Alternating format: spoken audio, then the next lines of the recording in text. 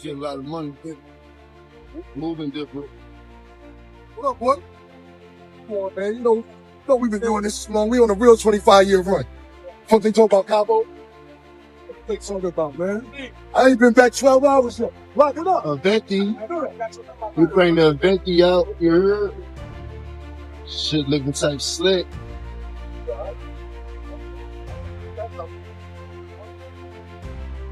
I don't know, Black. He was your man, like on the side, like in the side. Just he was not a rapper at all. Right. So when Ballin' took place, and I'm looking and I'm going, oh, he having a moment. That's the Lloyd Banks. It's Lloyd Banks thing. I remember this real talk. I was on probation at the time.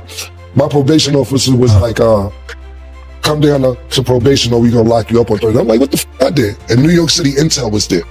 And New York City Intel said, what's going on with you and 50 Cent? I said, it's some music shit. What the fuck you talking about? They said, well, this just seems like it's for me. I said, yo, he puts people out of business. I gotta respond. I responded to everything I love. I told you.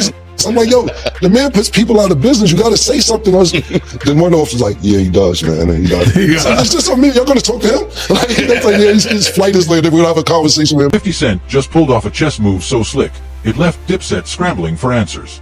And now, Camron's finally speaking out, letting everyone know the truth about what really went down behind the scenes. This isn't just another rap beef. This is about money, loyalty, and legacy.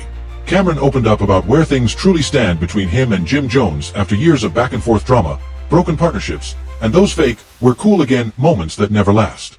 He said it straight. This wasn't just personal beef, it was about control and cash flow. He explained how he worked non-stop to put Jim Jones and Joel Santana in position to win, from locking in mixtape deals to pushing the Diplomat's name until it became one of the hottest movements out of Harlem. Look, I always wish Jim the best. I hope he does well. Mm-hmm. He came a long way, you know what I'm saying? Facts, we all did, bro. Yeah. And that's what I'm saying, y'all bros, No, I want to tell you something. I'm talking about just from not being my man. You gotta realize this is my man who couldn't rap. It turned into my hype man. It turned into an artist directing videos, so his hustle is impeccable. As far as the Diplomat, your question is this, though. You gotta think about this, Bleak. We put out our first mixtape probably 2001. 24 years ago. Yeah, the album came out in 2003. So you sit there and say, okay, 2001 to let's say we broke up 2007. Even if we give it 2008, that's a 6-7 year run. Music was just so powerful. The logo was still, people just love it. Our first reunion, I'm talking about after we broke up, After the Devil, was in 2010. Yeah. The first reunion show we did. If we can't get it together now, it's been 2010 to 2025. So the reunions and arguments and fighting's been 15 years. The run was only 7. I'm also revealed that big names like Dame Dash used to warn him to slow down, telling him not to rush into business moves that could backfire. But Camron didn't listen. He doubled down, branding Dipset like it was a street empire and running it like a boss.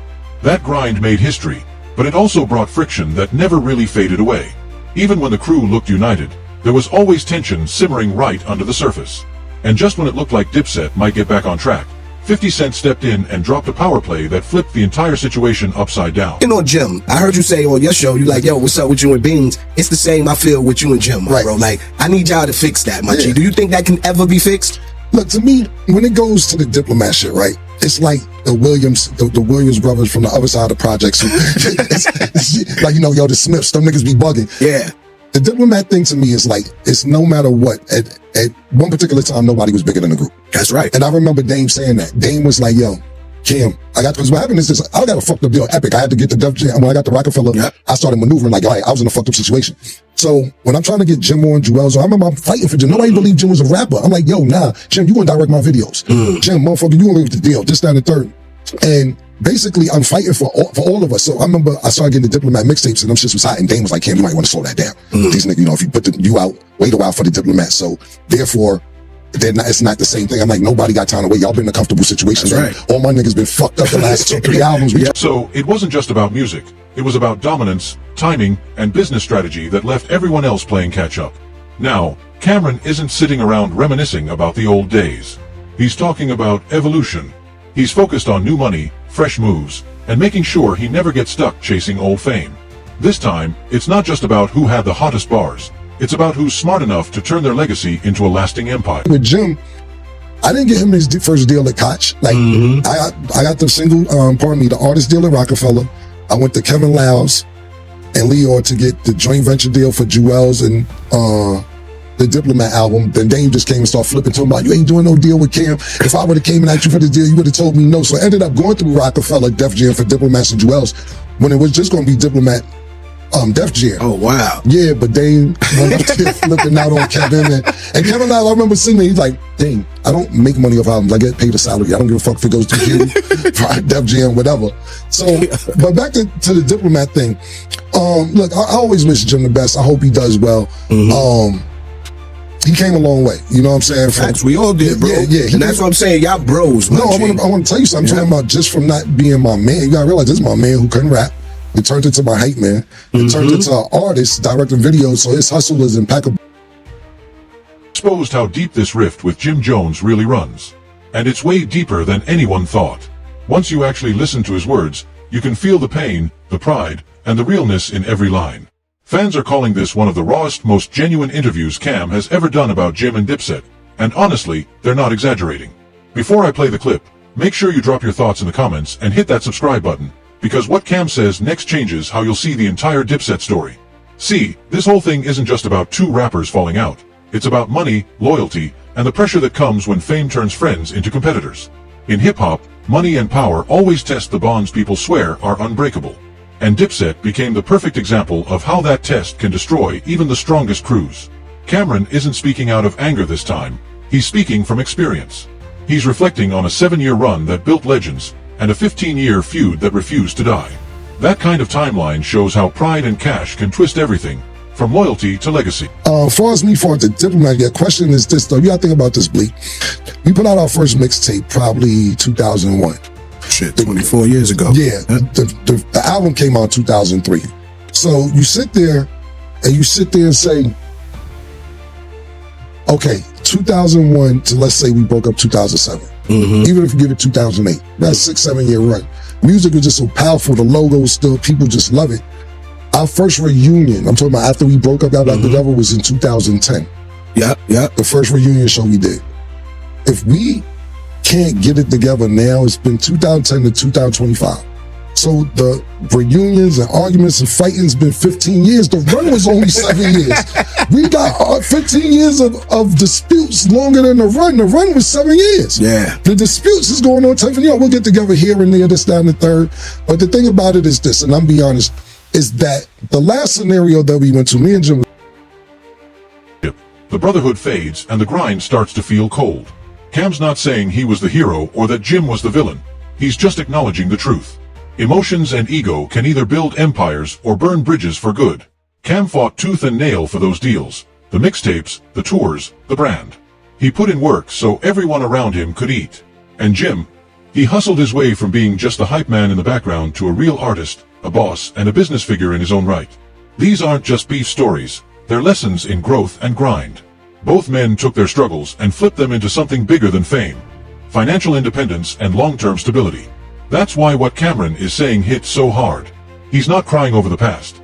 He's plotting a future built on new ventures, smarter investments, and legacy moves that'll last long after the drama fades.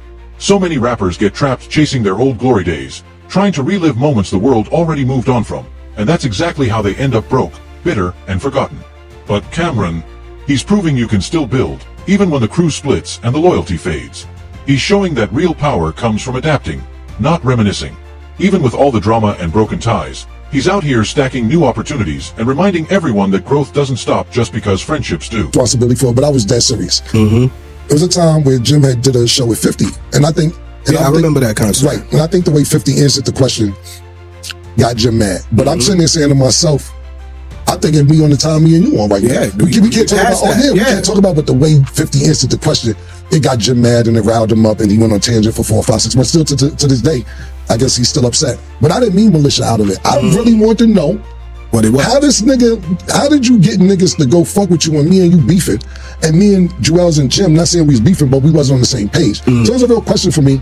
And, you know, Jim got mad about it and still upset to this day about it. But I'm never going to say never.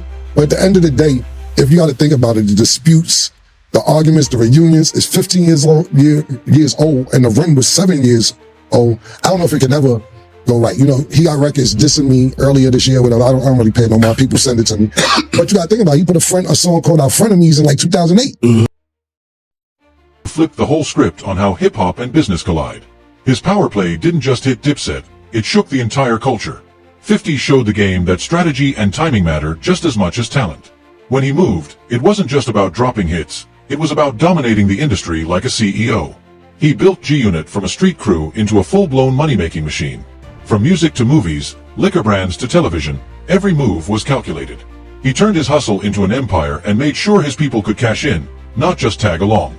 That's why when people bring up 50's name, they don't just talk about albums, they talk about power, ownership, and longevity. That's the real difference between surviving and thriving in this game. Knowing when to evolve, when to invest, and when to let go of the past before it holds you hostage. Camron's new revelations didn't just reopen old wounds, they're forcing everyone to look at the Dipset legacy through a whole new lens. Behind all the flashy pink coats, luxury whips, and chart-topping anthems, there was always quiet tension brewing between brothers who came up together, but moved differently once money entered the picture. 17 years of diss records towards me. I don't give a fuck. You know what I'm saying? My brain ain't there. It's the same way with Beans. Beans Right. got diss records dissing me and all that. And it's like, I don't know where niggas coming from. But at the end of the day, like, when the lights cut off, the music cut off, everything cut off, I can never erase what was. Right, exactly. You know what I mean? But it's time for niggas to definitely embrace what is. Like, exactly. You know what I'm saying? Exactly. And that's what I be saying to niggas. Like, the best thing, and it's totally different scenarios, but you talked about it. I didn't even see the interview. I seen the clip. Yeah. When they asked you if niggas are ever gonna speak again. And you like, They crossed the line. With Dame, I feel like, there's a line that was crossed. Like, Beans ain't go there. Like, I understand that's what my you're saying. nigga. Like, we get on the phone, I'm gonna pick up the phone tonight. Like, you know what I'm saying? But I feel like between them, Dipset wasn't just a rap group. They were a movement that shifted the culture from Harlem to the global stage. They had the streets, the style, and the sound. But what fans didn't see was the internal struggle for control. Camron was the mastermind, the one with the vision to turn their street rep into a real business. While Jim Jones was slowly building his own lane, managing artists, networking with labels, and setting up deals outside the Diplomats brand. That's where the cracks began to show. Then came 50 Cent's big entrance, and that changed everything. 50 saw the weakness and the egos, the division, the money splits, and he knew how to capitalize. His strategy wasn't just about out-rapping anyone, it was about outsmarting the competition. When G-Unit started dominating, 50 began moving like a mogul, turning other rappers' conflicts into his advantage. He wasn't just watching Dipset fall apart, he was studying it, learning exactly how to build what they couldn't sustain. I don't even have to ask Jay. It ain't even like Jay said it to me and was like, nah, niggas is done. Nigga. It ain't never. I just know knowing him. But the reason I brought that up, it isn't even about, because like Biggs my big bro too. Shout out to Biggs. Yeah, shout out Biggs, definitely. Silent OG. Yeah, that's my big bro. So it's like this, for instance, right? And that's what I'm saying, right? I built a few different entities that's doing well. Right now, unless Jay feels like being nostalgic or whatever, you're gonna see those hats that you wear. It ain't, we could go Rockefeller every 5, 6, 7, 8 years, but this is what we pumping. It's what it is. Right now, exactly. So it's never not a problem to feel nostalgic and reminisce. But if you do too much of that reminiscing and just base everything you doing off of what the past was, you just gonna sound like a nigga with a bunch of stories and you old and bitter and so on.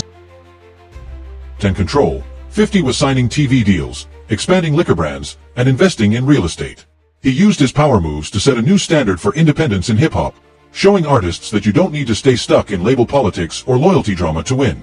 And Camron seems to finally understand that message now. He's openly admitting that some of the choices he made back then were emotional, not strategic.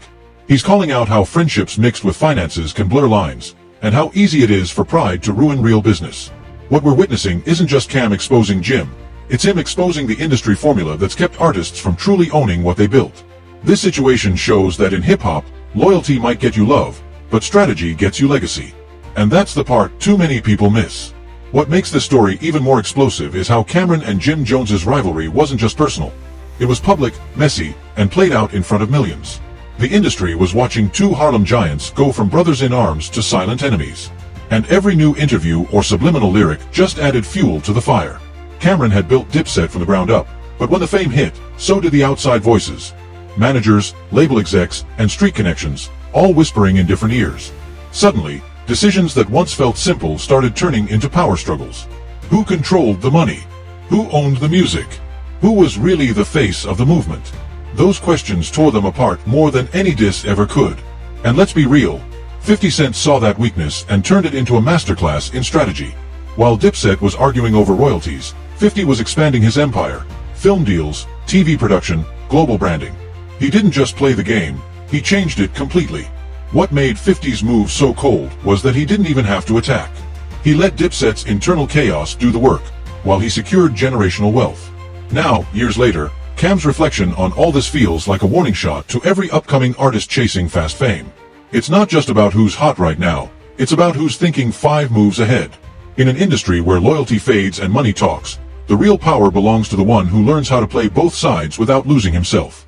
At the end of the day, this whole situation feels bigger than just another rap beef. It's a reality check. What Camron and Jim Jones went through is a real-life reminder that in this game, loyalty, business, and money all have to move in sync if you want the team to last. You can have all the hits in the world, but if the money isn't right and egos clash, the empire will crumble fast. Camron's words hit different because he's speaking from scars, not theories. He's been through it all, the fame, the fallout, the broken trust, and now the rebuilding. He's showing that survival in hip-hop isn't just about staying relevant. It's about learning the business and protecting your legacy before it's too late. What's wild is that the music never dies. Fans will always remember the classics. But what truly defines greatness is who can flip that fame into long-term power. Cam seems to finally get that. And maybe, just maybe, Jim does too. If they ever decide to rebuild, it won't be for the charts. It'll be for legacy, ownership, and respect. But what do you think? Can Camron and Jim Jones ever move past the money issues and power plays to build something new together again? Drop your thoughts in the comments. I want to know what side you're on. And don't forget to like, share, and subscribe so you don't miss what's coming next. I'll see you in the next one. And while you're here, go ahead and click the next video you see on the screen for more wild celebrity drama and behind-the-scenes truths.